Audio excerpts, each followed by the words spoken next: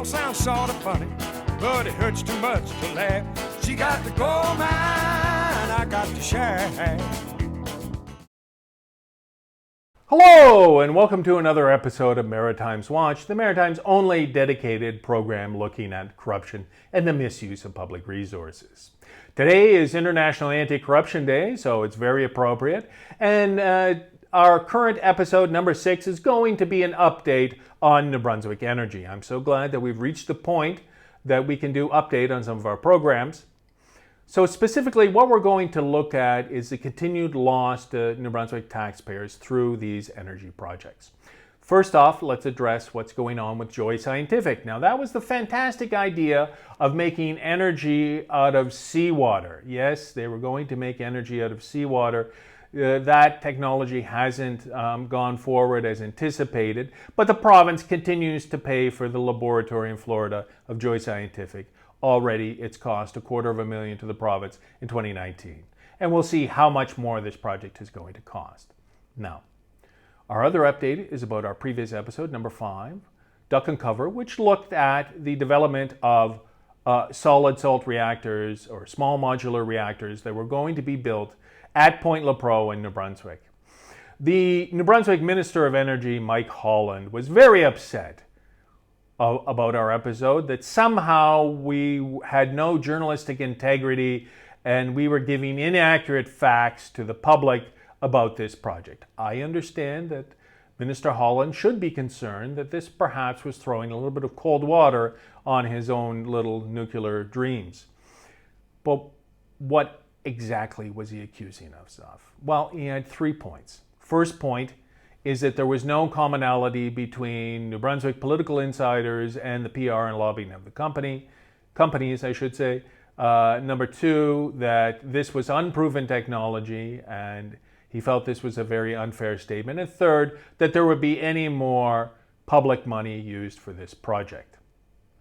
To address the first point, our statement that Linwood Strategies was involved in doing PR for both companies in the early days, and we've gone back and we've looked at this, and we cannot find the statement, the press release, which mentioned Linwood Strategies in its initial phase. However, we don't know if this has simply been removed from the internet in the interim, or that this was an inaccurate statement. But the accusation that somehow that there is a commonality between political insiders in New Brunswick was very much proven.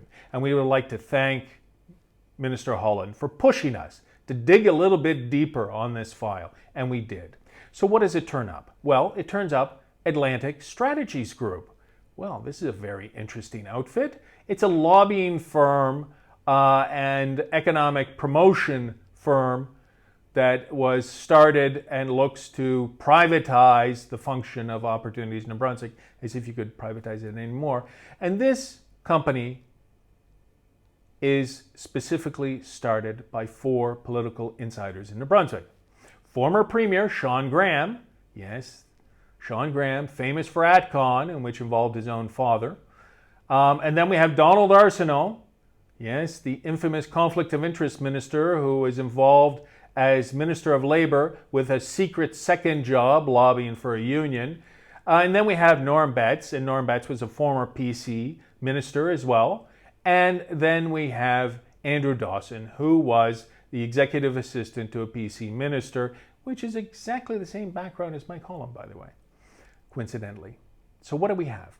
We have 2 Liberals, we have 2 Tories getting together to form a company to lobby. Who are their clients, you ask? Well, very interesting. Atlantic Strategies Group announced in their first press release that they were going to support a number of key areas in New Brunswick.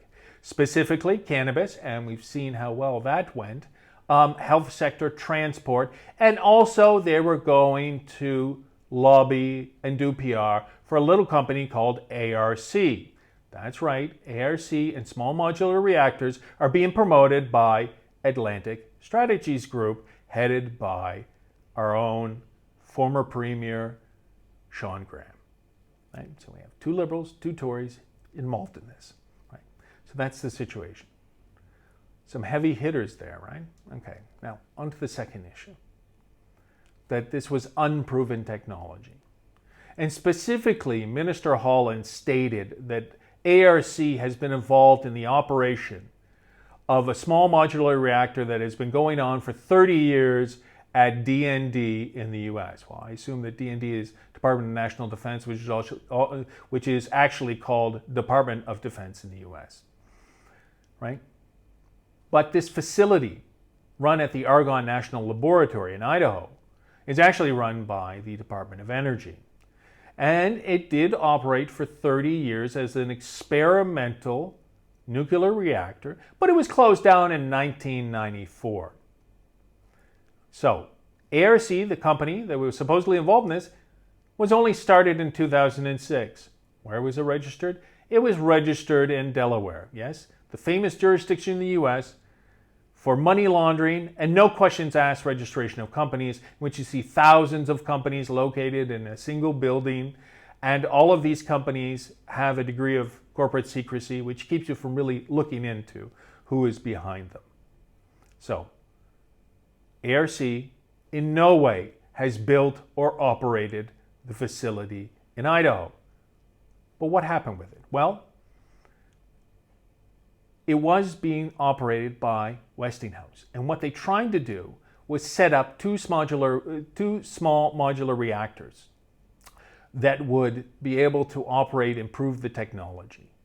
When they started to build these two SMRs, they went bankrupt. That's right.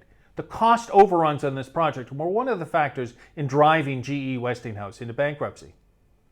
Now, what then happened with Westinghouse? Well, they were bought out by a little company called Brookfield Business Partners. Who are Brookfield Business Partners? None other than the daughter company of Brookfield Asset Management.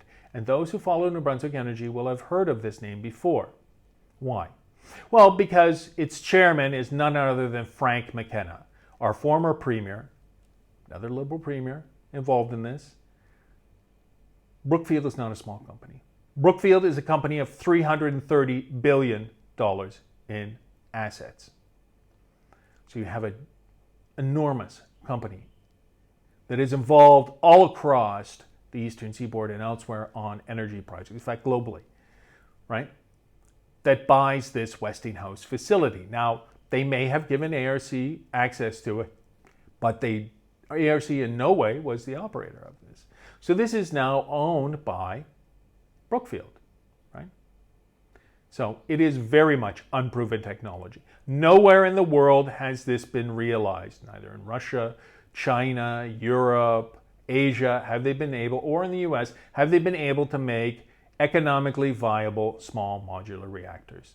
So this is very unproven technology. Okay? So, third point the Minister Holland was upset about was stating that there would be more public money used for the realization of this project. Now, you already have Saskatchewan and Ontario putting in $10 million each on top of the $10 million that New Brunswick has put forward. So what we see is that there is already $30 million onto this. Will New Brunswick spend more than the $10 million currently already given out? Of course they will, because the project is located in New Brunswick. It is going to be a first of in New Brunswick, right? And this is going to be operated by New Brunswick Power, the same company that was incapable of doing a refurbishment on time and on budget of the Point Lepreau nuclear facility. Now, those same people that were involved in this failed refurbishment are the same people that are involved in ARC and Moltex. Now, Moltex itself has said that they will need at least $70 million to realize this project. But every other country which has failed to build a small modular reactor ran into cost overruns on the realization. So this statement alone that they need $70 million at least, we know is going to end up being much more. Now, have they been able to raise the money outside of what has been given to them already by the taxpayers of Saskatchewan, Ontario, and New Brunswick? No. They have been able to crowdfund, yes, just like a giant GoFundMe campaign, they've been able to raise $7.5 million. Now, if this technology was so solid and so viable, wouldn't every private equity fund in the world be rushing to their door? Why is it that New Brunswick is the place that they're going to be a first of realization of this technology, right? It defies logic. So what we have is a project that is going to run into more than 100 million. Who's going to pony up the funds for this to realize it? Because once you've already committed the 30 million, then that is spent, and then it's half built in New Brunswick, who's going to be on the hook for this? Well, perhaps the feds, and the feds have been promoting this technology for quite a while. So again, our concern is that we are going to continue drag New Brunswick into using taxpayers' monies for unviable projects. It's time for the failures and fiascos to end. It's that simple. If any large company believed in this technology, they would be investing. Why isn't Brookfield here? Why isn't other companies here? Why isn't Siemens onto this? What we've seen around the world is that these projects have been unrealizable. And it's incredible to believe that somehow New Brunswick Power will be the company to make this all happen in the world. So again, we ask that this project be stopped as soon as possible before more money is plowed into it, into another unviable project within the province. I hope that you all have a very good International Anti-Corruption Day and look forward to you joining us on the next episode.